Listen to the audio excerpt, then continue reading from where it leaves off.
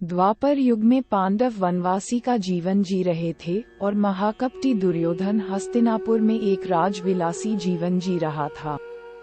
एक दिन महर्षि दुर्वासा अपने शिष्यों के साथ हस्तिनापुर अतिथि बनकर पधारे थे। दुर्योधन ने काफी अच्छे तरह से उनका आतिथ्य किया। इसी पवित्र कार्य के बीच दुर्योधन ने अपने मामा शकुनी के साथ मिलकर पांडवों को परास्त करने की एक नई योजना बनाई। जब महर्षि दुर्वासा ने कहा कि हम अब भोजन करेंगे, तब दुर्योधन बोला कि ऋषियों को भोजन करना तो एक महापुण्य का कार्य है, लेकिन महर्षि दुर्वासा मैं आपसे अनुरोध करता हूँ कि इस महापुण्य को प्राप्त करने का अवसर मैं अपने बड़े भ्राता युधिष्ठिर को देना चाहूँगा। इतना कहकर दुर्योधन ने महर्षि दुर्वासा और उनके शिष्यों को नजदीक के वन में बसे युधिष्ठिर की कुटिया में भोजन करने के लिए भेज दिया, क्योंकि वह जानता था कि दोपहर के उस समय पांडव द्रौपदी सहित खाना खा चुके होंगे और कुटिया में अन्न शेष नहीं होगा। कुछ ही समय में महर्षि दुर्वासा अपने शिष्यों के साथ पांडवों की कुटिया के सामने थे। वहां युधिष्ठिर ने उनका बड़े आदर के साथ स्वागत किया।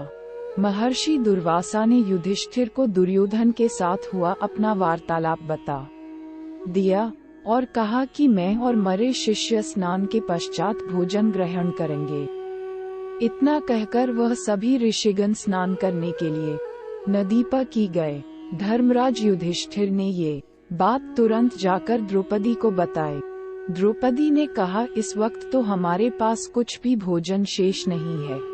द्रौपदी का दिल ये सोचकर घबराने लगा, अगर ऋषियों को भोजन नहीं कराया तो उन्हें महर्षि दुर्वासा के क्रोध और शाप का पात्र बनाना पड़ेगा।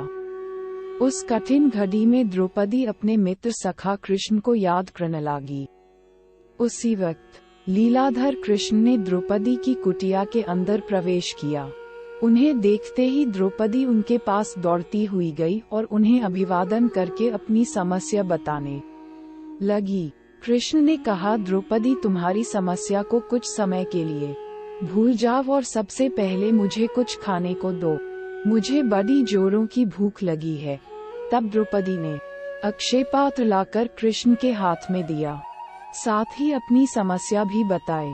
महर्षि दुर्वासा और उनके शिष्य कुछ देर में भोजन करने के लिए आने वाले हैं, लेकिन घर में तो जरा सा भी भोजन शेष नहीं है। द्रौपदी की बात सुनकर कृष्ण मुस्कुराए और पात्र में देखने लगे। उस पात्र में चावल का सिर्फ एक दाना बचा था। वह देखकर भगवान कृष्ण बोले, ये क्या, इसमें तो बहुत खाना बचा है। और वह चावल का वह बचा हुआ दाना उन्होंने खा लिया। इधर कृष्ण के चावल का वह दाना खाते ही उधर स्नान करके नदी से बाहर निकले महर्षि दुर्वासा और उनके शिष्यों का पेट भर गया और उन्हें डकारें आने लगी और वह युधिष्ठिर की कुटिया के ओर जाने के बजाय अपनी यात्रा के लिए प्रस्थान कर गए। इस तरह चावल के एक दाने से ही कृष्ण भगवान में ऋषियों को पेट भरकर उनके क्रोध और शाप से पांडवों की रक्षा की। आप सभी को ये कहानी कैसी लगी? अच्छी लगी तो सब्सक्राइब करो। धन्यवाद।